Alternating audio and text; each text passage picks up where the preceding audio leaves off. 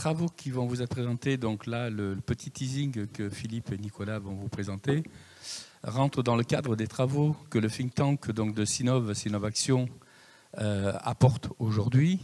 La rencontre a démarré il y a un peu plus d'un an et demi, dans un premier temps avec Philippe, autour d'une conférence sur la gouvernance.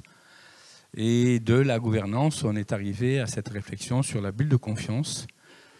Et donc, j'ai longuement, on va dire, convaincu cette équipe d'enseignants-chercheurs qui aujourd'hui se compose donc des 6 personnes qui vous sont affichées, pour leur dire, ben voilà, nous, Sinov, on a envie de réfléchir effectivement à cette notion de bulle de confiance, parce qu'à travers tous les projets que l'on conduit, on est toujours dans le doute et dans l'incertitude de notre capacité à réussir. Est-ce que vous pouvez nous aider, avec votre capacité d'enseignant-chercheur, à identifier, à travers des projets que nous avons conduits donc, avec nos bureaux d'études, à identifier des éléments qui apporteraient, on va dire, des garanties autour de la bulle de confiance. Donc, Philippe et Nicolas, je vous laisse très volontiers la parole. C'est branché, oui, très bien. Alors, très bien, merci Jean-Luc. Donc, peut-être qu'on va commencer par la présentation des membres de cette équipe de chercheurs. Donc, en commençant par nous présenter. Donc, Philippe Lorino, je suis professeur émérite à l'ESSEC, chercheur. Depuis des décennies, je m'inspire d'un courant de pensée qui vient des États-Unis qu'on appelle le pragmatisme, les philosophes pragmatistes du début du XXe siècle. D'ailleurs, par rapport à ce qui vient de précéder sur la possibilité de l'effondrement, je rappellerai juste très brièvement que les penseurs pragmatistes se sont mobilisés à la fin du 19e, au début du 20e siècle, parce qu'ils vivaient une situation dans laquelle il y avait la guerre de sécession aux États-Unis qui a été une boucherie, suivie quelques 30-40 ans après par la Première Guerre mondiale.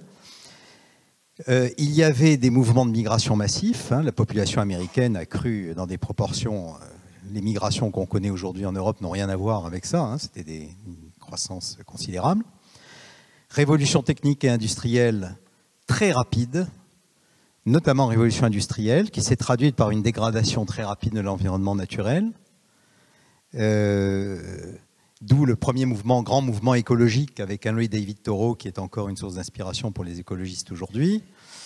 La montée de régimes autoritaires, notamment en Europe, le fascisme italien, puis nazisme et des régimes autoritaires un peu aux 4 coins du monde. Et face à ça, les pragmatistes ont cherché les réponses qu'on pouvait apporter qui permettaient d'éviter l'effondrement. Et bien sûr, on ne va pas vous parler de manière aussi générale, aussi globale aujourd'hui, mais c'est pour vous dire que depuis 30 ou 40 ans, je m'intéresse à ce courant de pensée parce qu'il me semble que la situation à laquelle il prétendait répondre alors ressemblait beaucoup aux situations que nous vivons aujourd'hui et auxquelles nous tentons de répondre. Alors, de manière très modeste, ce dont on va vous parler cet après-midi et sur quoi on va débattre, c'est le gisement de valeurs et de gains que représente le passage d'un climat de défiance à un climat de confiance dans les projets. Et donc, c'est les sujets sur lesquels je travaille en tant que chercheur à l'ESSEC depuis déjà très longtemps. C'est le bouleversement des modes de pensée. Pas seulement pour des raisons morales, éthiques, etc., mais parce que ça permet d'être plus efficace collectivement. Merci, bonjour à tous. Est-ce que ça fonctionne? Oui. Donc, Nicolas Motis, moi je suis professeur à l'école polytechnique au département management d'innovation et entrepreneuriat. Je veux d'abord remercier Sinov, et notamment Jean-Luc et René et Gamba qui sont, je crois, présents, notamment René également, pour l'invitation à participer aux travaux de ce think tank. Je travaille sur 2 sujets depuis très longtemps qui se croisent. Ça a souvent surpris quand j'évoquais ces 2 sujets. Le premier sujet, c'est le management de l'innovation, donc notamment le management des projets qu'on appelle aujourd'hui deep tech, dans des contextes où il y a pas mal de technologies. Et puis je travaille également depuis à peu près aussi longtemps, depuis une 30aine d'années maintenant, sur les questions de pilotage des performances, gouvernance. Et dans ce cadre-là, je fais beaucoup de travaux depuis 15 ans à peu près sur les sujets de finance durable. Et donc je pourrais passer quelques temps à rebondir sur ce qui a été évoqué précédemment, notamment sur l'approche économique du sujet. Je pense que c'est vraiment une approche, mais qui ne réglera absolument pas les problèmes que l'on a à traiter aujourd'hui. Je pourrais élaborer pendant quelques temps. Je fais notamment partie de la commission climat de l'AMF, où on travaille sur les questions de régulation des marchés pour intégrer les enjeux climat, et on voit bien que les questions de régulation sur les sujets climat passent pas du tout uniquement par des questions de prix, mais qu'il y a énormément de sujets, de normes, d'informations, de pratiques de management. Et donc il y a des solutions dans les pratiques. Et donc ce qu'on a essayé de faire dans ce groupe de travail, c'est notamment de travailler sur les pratiques, les choses très concrètes sur le terrain, ce qu'on voit notamment dans le management de l'innovation. Le management de l'innovation, la règle, c'est l'échec, mais pour que ça marche, il faut notamment des pratiques de management et de la confiance entre différents acteurs qui permettent de faire en sorte que les choses se développent, alors qu'il y a beaucoup d'incertitudes qu'on ne pourra pas forcément réduire, pas plus sur le climat que sur la technologie. Donc ce qu'on a essayé de faire dans ce groupe de travail, c'est d'avoir une approche assez interdisciplinaire sur cette question de confiance. Donc on avait dit qu'on commencerait par présenter nos collègues.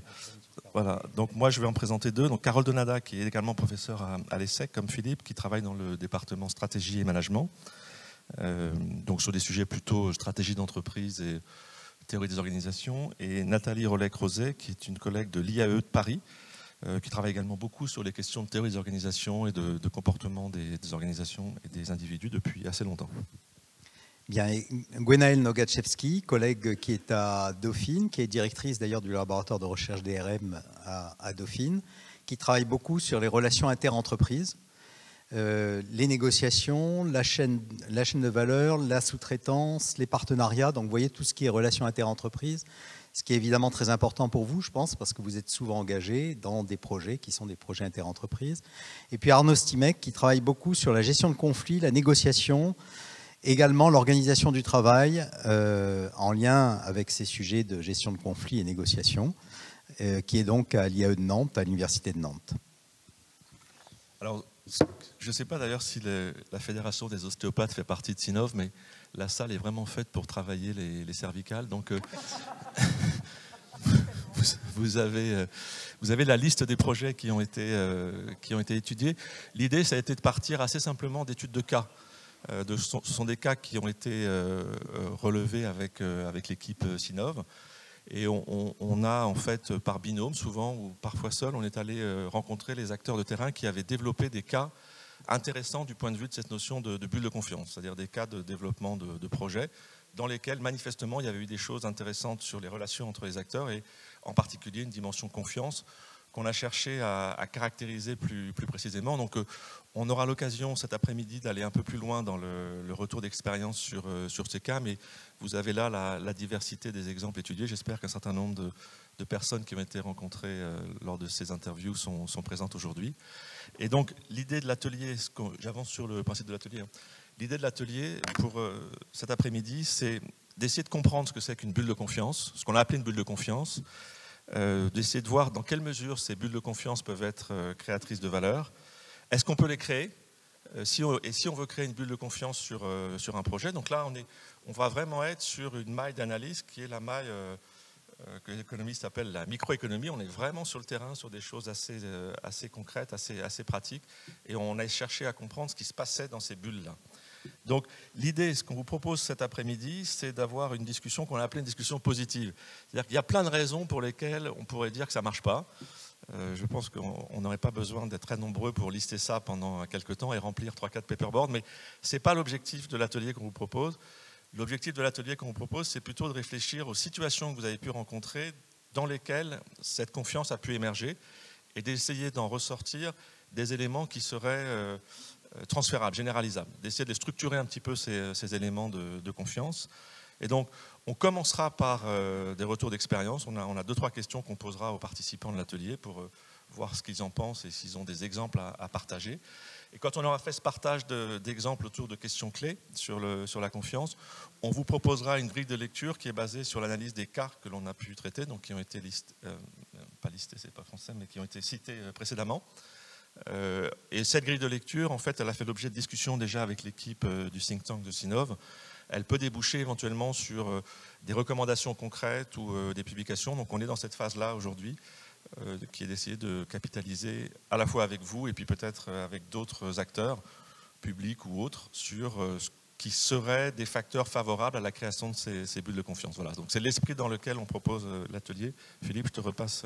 Oui, très brièvement pour dire que ce retour d'expérience à partir d'une dizaine de projets, ceux qui figuraient dans le tableau précédent, des projets très divers par leur taille, par le type de sujets sur lesquels ils sont, qui peuvent concerner des sujets d'innovation technologique, qui peuvent concerner des sujets d'urbanisation, de mise en place de nouvelles structures urbaines, qui peuvent concerner des sujets d'équipement, cuisine centrale, etc., etc. Bon, très divers par leur taille, très divers par leur sujet, très divers par leur environnement, de grandes villes comme Montpellier à des localisations totalement rurales, un projet d'école de 4 communes rurales dans l'Aveyron, etc. Donc ces sujets étaient très diversifiés, ces projets étaient très diversifiés, mais ce qui est intéressant, c'est qu'il nous a semblé pouvoir en ressortir un certain nombre d'éléments de retour d'expérience communs, malgré cette diversité de sujets, mais ça n'est jamais que 10 projets. Et donc, nous espérons que cet atelier de réflexion que nous aurons cet après-midi à 16h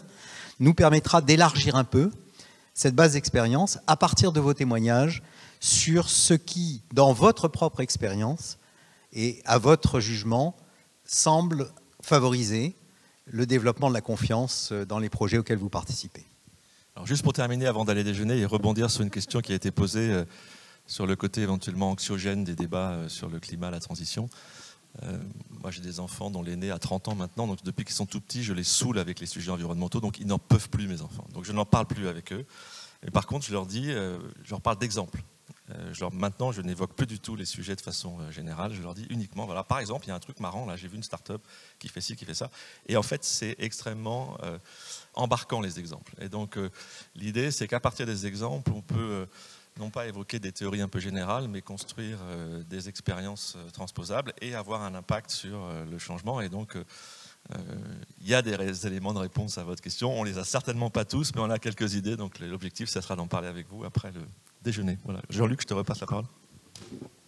Merci à tous les deux d'avoir fait l'effort de nous rejoindre. On sait que vos emplois du temps sont bien remplis. Et juste pour dire que donc, dans le cadre de ce travail, le think tank et les enseignants-chercheurs se sont donné aussi 4 objectifs donc, de continuité dans la capitalisation. C'est déjà, donc, on fait des captations d'entretien vidéo avec l'ensemble des parties prenantes donc, des auditions pour faire des petits messages vidéo type brut qui seront diffusés sur la chaîne donc, de Sinov et puis sur nos réseaux sociaux, on l'espère. Une tribune qu'on espère pouvoir monter d'ici la fin de l'année pour parler effectivement et donner un peu cette parole à Sinov dans les médias un peu plus grands. Les enseignants-chercheurs, eux, s'attacheront à écrire un article d'objet dans le cadre de la recherche. Et pour finir, donc on essaiera aussi de voir comment donc, les déterminants qui seront illustrés par l'équipe, on pourra transformer ça, nous, en forme de proposition pour intégrer ça dans les marchés publics, pour argumenter autrement les démarches RSE, pour mettre donc des éléments de lecture type l'habitude des gens à travailler ensemble, la confiance qu'ils se témoignent, le temps qu'ils se donnent par rapport au projet. Voilà, des éléments de critérisation dans les marchés publics. Voilà, c'est ambitieux. Et c'est pour ça qu'on a besoin d'échanger encore beaucoup là-dessus. Et on vous dit à tout à l'heure. Merci, messieurs. Merci beaucoup. Allez, chers amis, je vous prends 2 minutes pour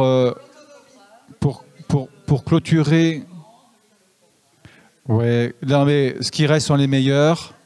C'est le grand principe. Tout ce qui reste sont les meilleurs. Tous ceux qui sont partis ont eu tort. Voilà. Les absents ont toujours tort. Merci. Merci à tous ceux qui sont restés jusqu'au bout. Ça fait plaisir de ne pas clôturer tout seul une grande assemblée comme ça. Merci les figurants au fond. Merci. Merci le petit personnel. On a besoin du petit personnel.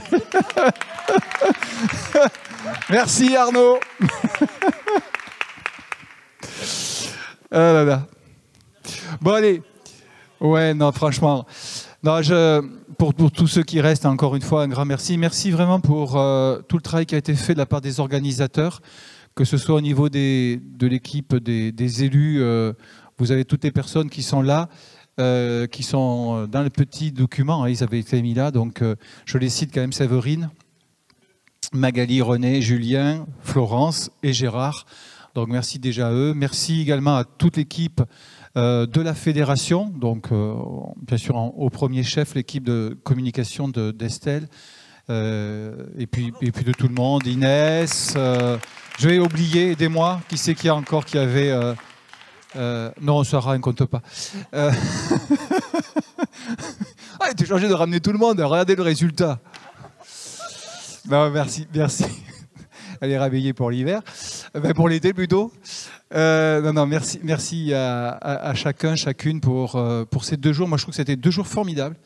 Je crois que c'est une très belle première convention. Autant c'est pas le premier événement de la fédération Sinov, autant c'est la première convention. Et je trouve que c'est pas juste le nom qui a changé. Je trouve qu'on avait, alors je sais pas si c'est lié au lieu, en tout cas le lieu y a contribué, mais je trouve qu'on avait ce qu'on appelle une belle énergie. En tout cas, ça donne envie de poursuivre tous les efforts et tous les travaux qui sont faits depuis des années maintenant. Mais voilà, je tenais à vous remercier. Je ne vais vraiment pas faire la synthèse de tout ce qui s'est dit.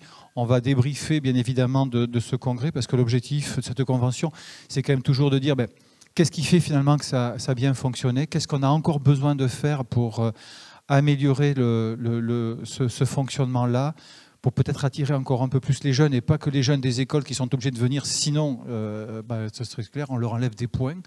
Donc on a compris les ultimatums, il ne fallait pas en mettre. Mais de temps en temps, c'est pratique, tu ne viens pas, tu n'as plus de points, donc tu es bon pour faire une année de plus. Tu vas cuber. Voilà, donc je ne vais pas faire beaucoup plus long.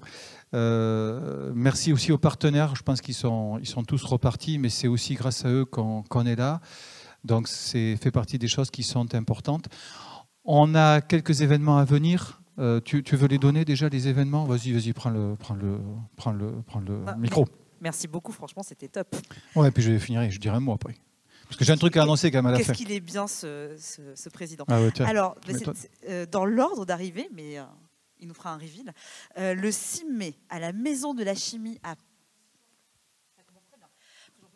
Le 6 juin, à la Maison de la Chimie à Paris, vous assisterez à la fête de la nouvelle convention collective. Le 27 septembre, l'AMO à tous les étapes. Ce ne sera pas loin d'ici, parce que ça se passera à Aix-en-Provence. Dans l'ordre, en novembre, mais je n'ai pas le jour, il y aura la 2e édition des Agite Acteurs à Paris. Est-ce que vous avez la date? Voilà. Vous devrez être attentifs. Et le 13 décembre se dérouleront les Talentes, qui sont les trophées qui récompensent les femmes de la branche Bétique. Et ce sera très chic, ce sera au Salon Hoche à Paris. Et cher Frédéric, quel sera le grand événement de l'année prochaine? Alors, le grand événement de l'année prochaine, c'est que, bien évidemment, la convention sous la nouvelle forme, la première vient d'être déroulée. Donc la deuxième va se dérouler dans une ville que tout le monde connaît, qui est sur la partie ouest de la France, du côté de La Rochelle.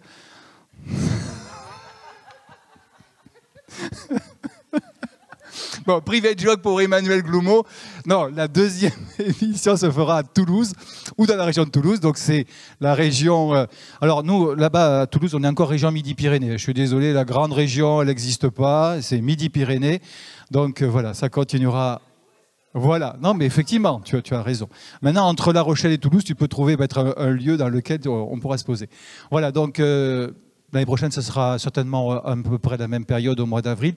On aura un événement effectivement qui sera important, qui sera l'élection du président ou de la présidente désignée. Voilà, je tiens à le rappeler. Donc, il me reste que quelques mois pour trouver le ou la future candidate pour cela, parce qu'il ne faut pas oublier qu'il y a des dates et des échéances à respecter, puisque si je ne me trompe pas, pour le mois d'avril 2024, ça veut dire que le candidat doit avoir fait sa profession de foi et avoir déposé son acte de candidature pour le mois de novembre 2023. Si je ne dis pas de bêtises, ça doit être à peu près ça. René. Oui, c'est ça. Oui. Ouais, bah, c'est pas aussi simple. On est quand même capable d'en avoir personne aujourd'hui, d'en avoir 3 dans 6 mois. Hein, donc, je nous fais confiance pour la complexité. Bon. Ah, minimum. Après, il y a les règles. Il faut, à minima, effectivement, que personne ne peut se présenter de lui-même. Hein. Il faut que ce soit effectivement le syndicat, à minima, son syndicat qui le porte, ou un autre syndicat. Effectivement, tu as raison, René. Mais il faut que ce soit un syndicat et plusieurs qui peuvent emboîter le pas pour soutenir effectivement cette action. Voilà. Merci Amélie aussi pour l'animation de cette journée. Voilà, c'était bien. Non, je crois que tout le monde a apprécié. Je crois que, enfin, moi, tous les gens que j'ai croisés, vraiment, je crois que tout le monde a été unanime. Bon, j'ai eu quelques remarques sur David Corona, enfin, de gens qui font des remarques à 2 balles, du style « Ouais, moi, j'aime pas sa couleur de cheveux. Franchement, c'est nul. On ne peut pas le changer. » Enfin, voilà. Après, il va te dire en face, vu le gabarit, t'as intérêt quand même à courir vite. Mais voilà, bon. Non, je crois que c'était vraiment très bien et vraiment encore une fois bravo et merci à tous. Merci Sarah. Parce que c'est Sarah qui me fait mes notes, donc faut pas que je rigole quand même. Voilà, monsieur le délégué général, est-ce qu'il y a quelque chose de nouveau? Ah, très bien. Oui. Très bien, très bien. Bon.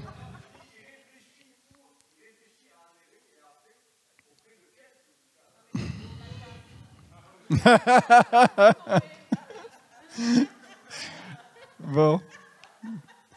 Allez, je vous propose de clôturer. En plus, je pense que beaucoup ont des trains, des voitures à reprendre, de la route à faire, des trains pour revenir dans leur promenade. Donc merci encore à tous. Merci à tous. Bravo à tout le monde. À bientôt.